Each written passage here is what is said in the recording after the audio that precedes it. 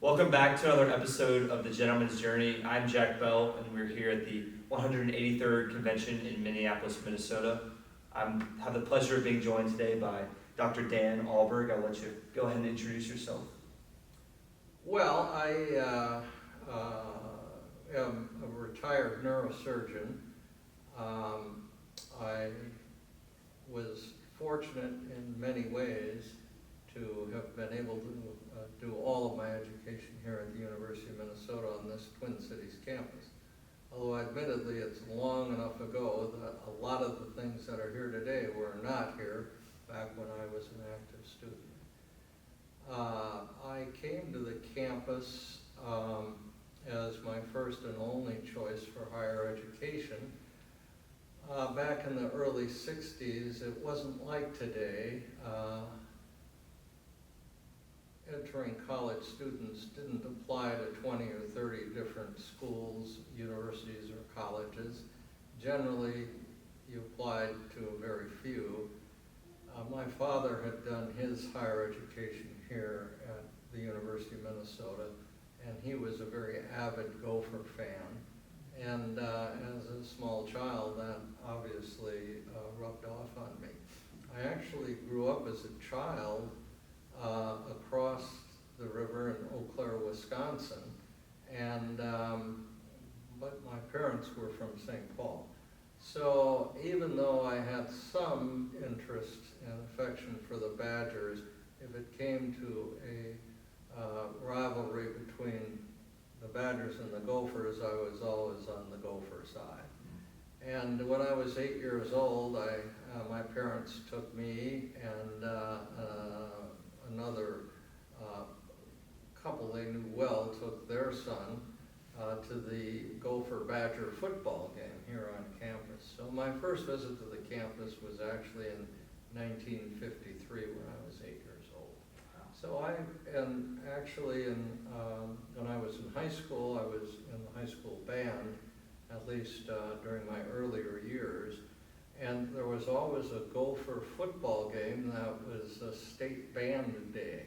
And bands from, many of them were from the Twin Cities area, but really from all around the state would come to that event, march in and around the stadium and stay for the football game. So, and keep in mind that in 1960, 1961, the Gophers were a championship football team, and in fact, fall of 1960 were national champions. I hesitate to remind everybody that was the last year the Gophers were national champions. So I had a strong interest and affection of attending the university. I wanted to go to a larger school, and I had plans to continue from undergraduate studies to medical school, and the university had a BA-MD program, which was 7 years. There was obviously a natural attraction to that program for me. So that's how I wound up matriculating in the fall of 1963. Very cool. That's a very cool story. Sounded like you were always going to be a Golden Gopher. I really never thought or considered doing anything else. I think my grades were pretty high and my testing scores were pretty solid. A number of friends of mine, in fact, one of my best friends growing up wound up going to Harvard. I had some thoughts about early on about other opportunities, but the truth is, coming with the intention of going straight through to medical school is 7 years. In those years, the university was affordable for my family. Other institutions, including outstate institutions, would not have been affordable. So interest, affection, and finances all added up to my becoming a long time, now 62 years, student at the university, member of the clinical faculty, and I'm still very involved in my department, which is the Department of Neurosurgery. That's awesome. Jumping into some Chi-Sci related things now, can you tell us a little bit about your first experiences with Chi-Sci how you think those years as undergrad maybe formed you to the man you are today. Well, that's a complicated question, but It the is. first part has an easy answer. I had a good friend in high school. He was a year younger, but he had a sister who was a year older. And the summer I graduated, we spent a fair bit of time together. His family had a cabin on the St. Croix River, and I'd spend some weekends out there. And not only was his sister a year older, but she was pretty attractive. And so spending the weekends with him, I'd see her, and she was in a sorority here on campus. And she basically said, if you're going to the university, you've got to go through fraternity rush. In those days, it was always called rush, not recruitment. So when I came to campus for orientation that early summer, I signed up for fraternity rush. Once I had my name on the list, I was contacted by a few fraternities, and over the summer went to a couple of events, and the Chi Psi events stood out and really became my focus of interest. And so once, you couldn't pledge then until after formal recruitment, which took place in early September. So I went through that process, and as soon as I had the opportunity to become Chi Psi, I committed.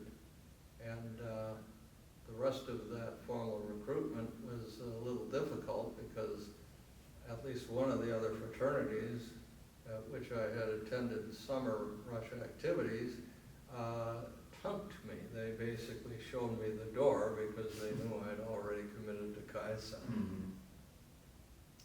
I don't think those things happen so much. Probably not. But back then.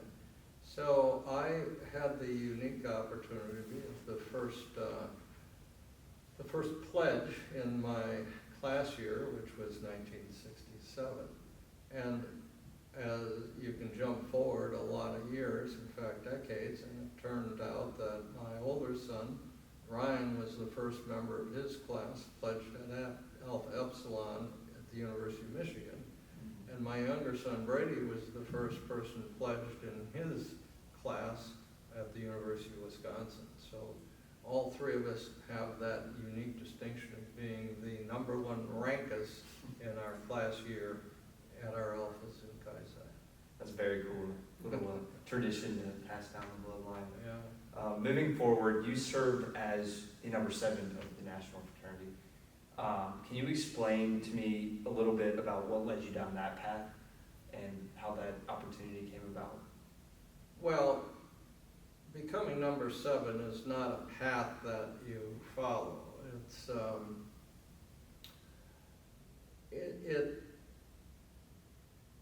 #7 is generally asked if they will serve in that capacity, and there is no roadmap to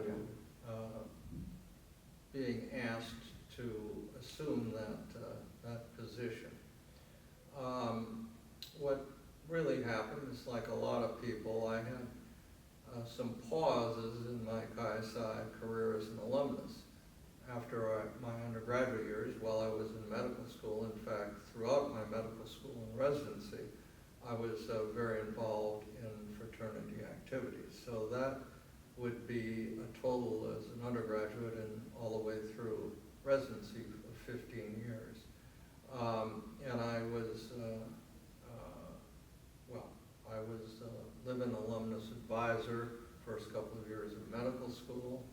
And then when I finished medical school, or really before, I became treasurer of Northwestern Chi Psi Educational Foundation, and had a 2-year hiatus while I was on active duty in the Public Health Service and at the National Institute of Health in Washington. During that time, my Chi Psi activities continued. I was one of the founders of the Capital Area Chi Psi Alumni Association, along with Brother Cliff Massa from Alpha Epsilon Delta 71, and maintained contact. with all of my friends and brothers from Alpha Nu. When I came back after discharge from the service in 1974, I was very quickly recruited to become president of Northwestern Chi Psi. And at that time, we needed to do some work with advising and helping with recruitment to reinvigorate the undergraduate Alpha. And we had a fund drive, for which I was chairman, and we wound up raising enough money to retire the mortgage, or the then mortgage at the lodge at 1515 University Avenue. And in fact, there's never been another outside of Alpha Nu mortgage or financial lien on the lodge property.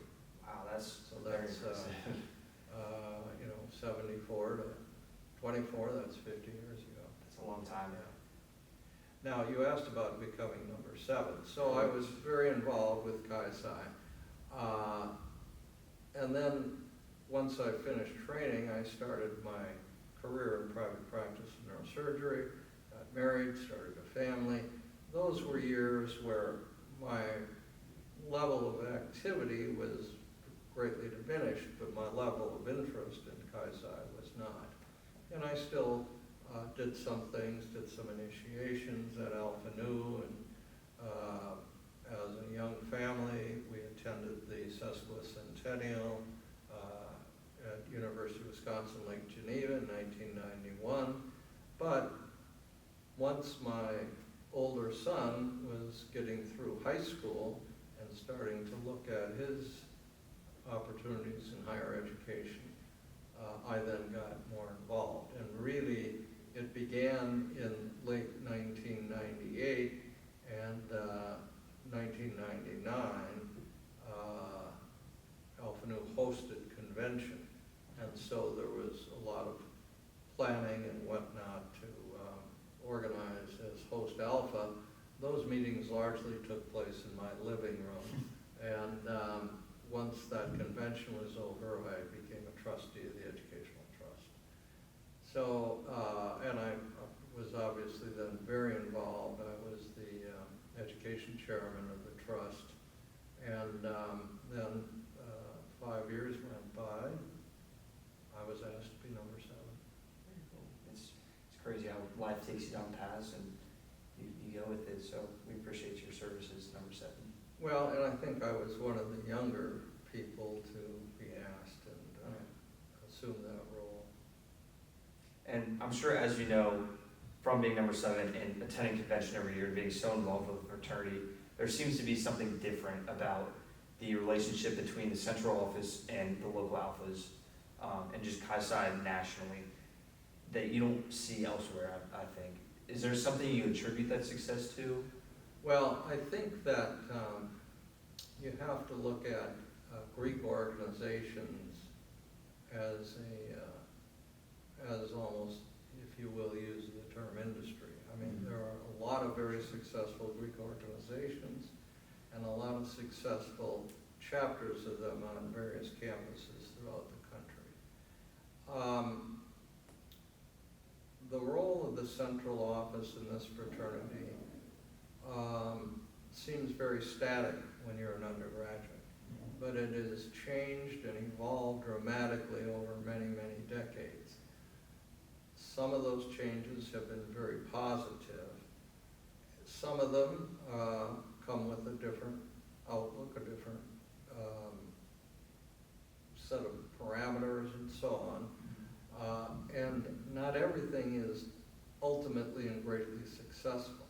But in reality, I think Chi Psi does as good a job as any other academic or social fraternity in terms of providing services and support for our alphas at our host institutions.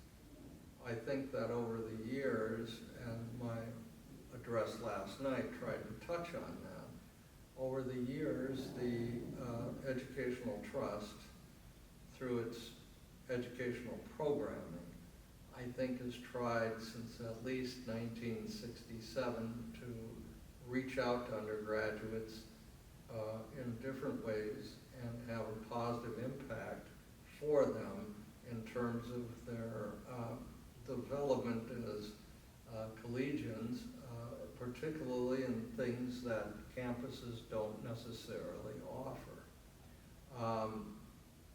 So the current central office, I think, is focused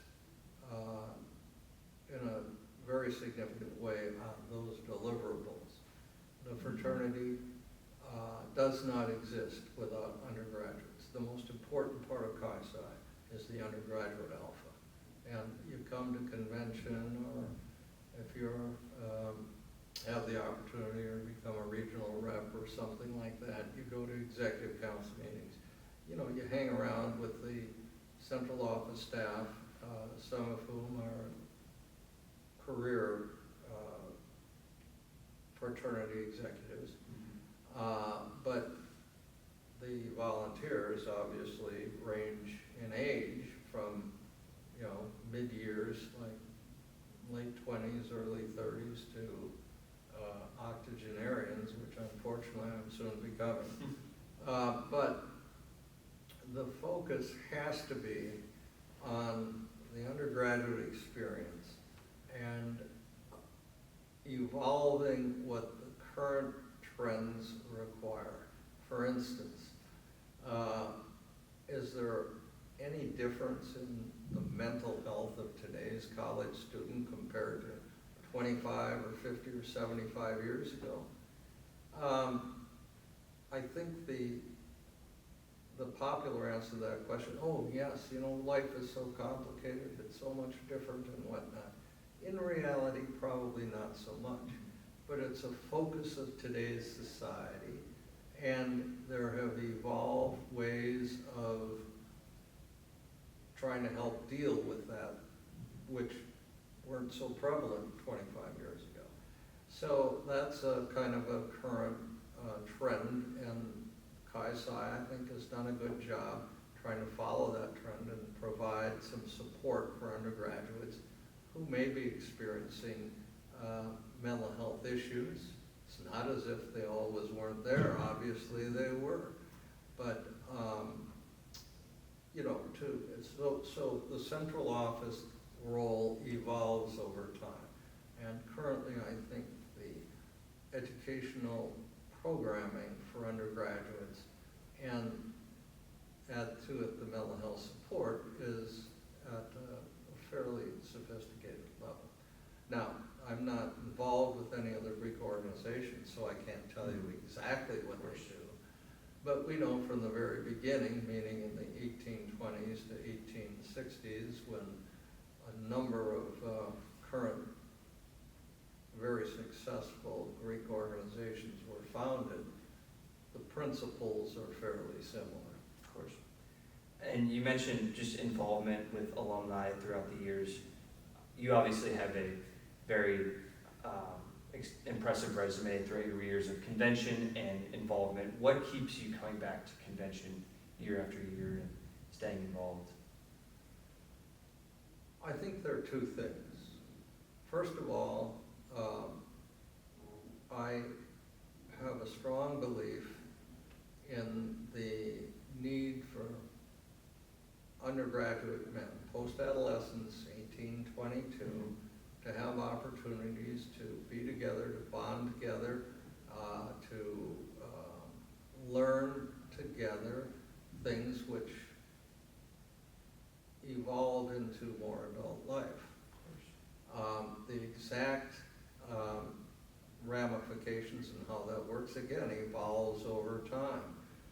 From the 1920s, when there were roaring 20 parties and college kids swallowing goldfish, to drinking games and serious issues with alcohol abuse, which are still prevalent, by the way, but the fraternity has done everything it can to create, as I mentioned last night,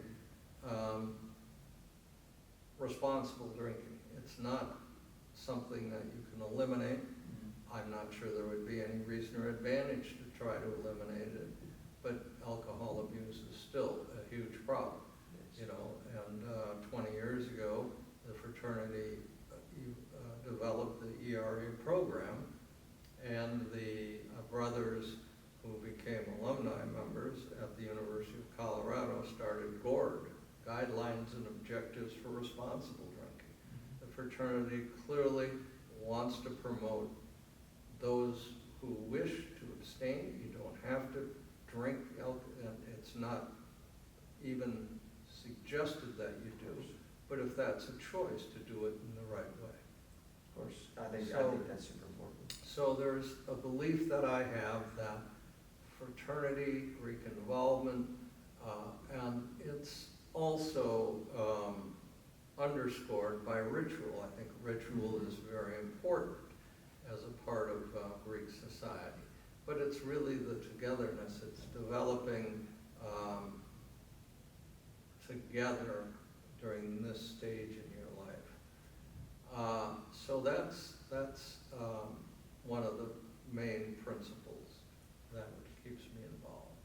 And the other principle is that you know, I believe in the undergraduate experience, and that sort of dovetails together.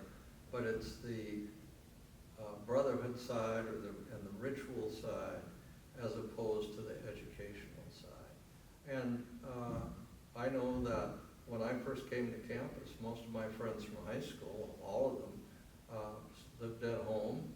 They commuted. They hung out at Kaufman Union when they weren't in classes. I was not there. I was at 1515 University Avenue, and you know, having an experience which they didn't have. And that has been a great benefit throughout my life. And so, alumni should be involved in Chi Psi, because that's a part of their purpose, aiding the education of our undergraduates. And without a doubt, that's the most important thing for Chi Psi. Of course, you can tell there seems to be a buy-in to this higher level of an undergrad experience, and it's super important to me, and obviously super important to everyone else here. So I think that's important. Well, you look at other opportunities. Let's be very realistic. If you have the skills to be a athlete, even a premier athlete at your college, if it's a Division III school, and certainly if you're a Division I athlete, you develop very strong attraction and lifelong connection to what you're doing. Are there other things on campus? Sure there are. The marching band is one of them. But those things lack the intimacy, and they lack the denominator. That's the bond. They lack the ritual. I think it's very important to live with your brothers. The alphas that have lodges that allow that, obviously, I think have a tremendous advantage, but that's not every situation. So if you are in a fraternity, I think it's important to live with your brothers. And I think that's contrary to the current vogue, which is as soon as you can, move into an apartment. Well, people will argue there's a certain advantage. I know on this campus, there's been an explosion over the last 20-some years in building apartments. You have your own room. It may be connected to 2 or 4 rooms to a kitchen and a little living area in between and whatnot. They've got exercise facilities, and they may even have a coffee shop downstairs. And all that sounds excellent, but it's not the same as living with your fraternity brothers, organizing the activities, the intramurals, the social events, the parties, conducting recruitment. You know, recruitment in and of itself is about as good training for sales as you can ever imagine. It sure is. And you don't even know what's happening, but those who are excellent at recruiting are excellent at selling. And whether they're selling product or selling themselves or selling their company or whatever in later life, it's a help. Life skills. Generously, you and your family sponsors the Outdoor Leadership Program every year, and I had the pleasure of attending this program this year in Nevada with your son Ryan, and it was awesome. What brought you all and your family to begin this awesome tradition that I hear is been a huge success? Well, there are a number of factors. First of all, when my sons were young, we were an outdoor family. I'd get, at the most, a week vacation twice a year. One of those trips was skiing out west, and the other one was a wilderness boating, camping, and fishing experience. So my sons grew up with that, and when they became the age, we were very involved in the Boy Scout program. So both my sons followed me as Eagle Scouts, and to this day, they're in their 40s, they talk about how important those outdoor activities were to, I guess, their growth, development, very fond memories of their time as youth and teenagers. So the Outdoor Leadership Program was something that they came up with. Okay. I think probably Ryan initially, and discussing it with Brady, they had this in the back of their mind.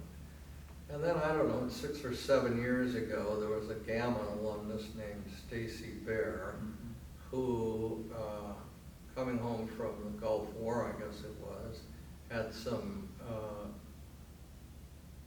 mental questions about himself, about his future, so on and so forth. And he found outdoor experiences as a way for him to contemplate and overcome whatever those difficulties were. And Stacy spoke at one of the conventions. So the idea came to have Stacy dovetail into this outdoor leadership. So the first one, I think there have been 4 of them now. We had COVID intervene, and there was one that wound up getting canceled. But the Phi Delta brothers, Alpha Phi Delta, have been active participants since the beginning of the Outdoor Leadership Program, and as have some other alphas. But everybody has reported really having had a very good experience. There's been a rafting experience, there's been a backpacking experience. This was kind of a backpacking mountain hiking experience. And so it's time together, it's substance free, and there's the intent of including leadership components and training to the program. You know, my kids are committed to,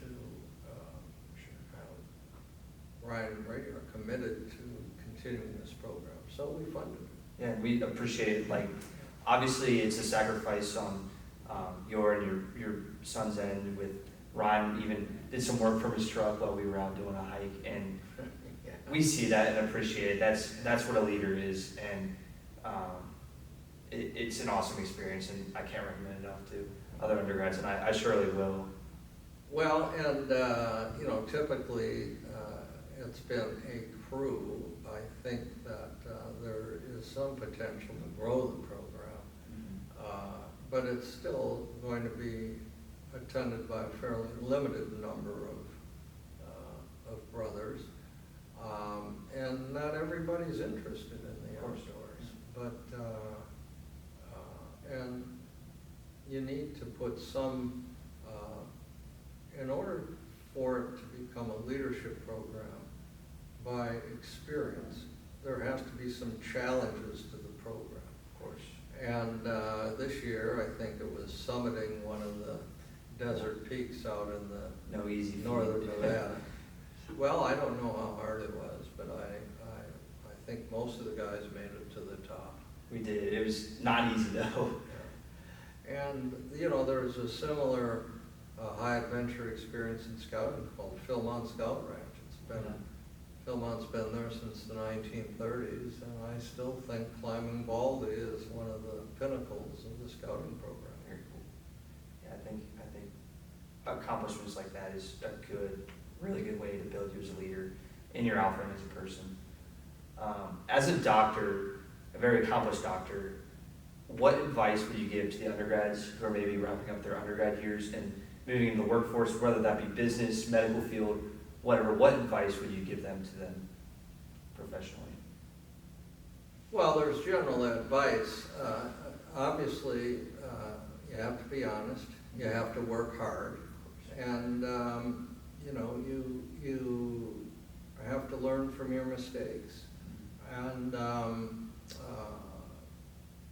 it's very important to have a vision, to have a goal, whatever that happens to be. And vision and goals don't happen for you. They are what you know, you sort of conceive and perceive as your future. Yeah. Now, obviously,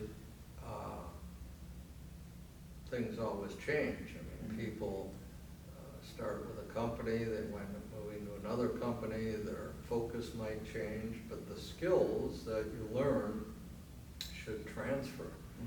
And so, I guess the last point I can make is you've got to believe in yourself. And you've got to believe that your work is important to you, important to your family, and important to others and or society as a whole. And, you know, you have to put certain things in perspective. Satisfaction with what you do is very important. It may even actually be more important than financial remuneration. Okay. That's good advice, especially as I'm wrapping things up at school and beginning to enter the workforce. To wrap things up, I've been asking this question pretty much to everyone, and some say it's the hardest question they have to answer, and which I don't think is a bad thing. But what has been your favorite Chi-Sci experience thus far, if you could pick one? Oh, I couldn't even begin to say that there's a favorite experience. When I became number 7, I'd already visited a number of alphas, but I made it a point to visit and spend time with the undergraduates at every alpha, particularly the first few years of the time I was number 7. And I slept in the lodge, you know. I remember bringing a thermarest and a sleeping bag to Alpha Theta Delta at University of Washington. And, you know, I wanted to have a bit of the experience that the current Alpha delegation was having, of course. And so, you know, but I couldn't begin to tell you that there's one pivotal moment or one pivotal experience. You know, when I was bid in September of 1963 in the library, the Alpha Nu Lodge, and Peter McGee, who is a hulking guy of about 6'3", and, you know, a senior. Yeah. When you're an entering freshman, when you're a freshman, those seniors, you look up to them. They're role models and idols. Sure. You know, Yeah. You know, it's inevitable.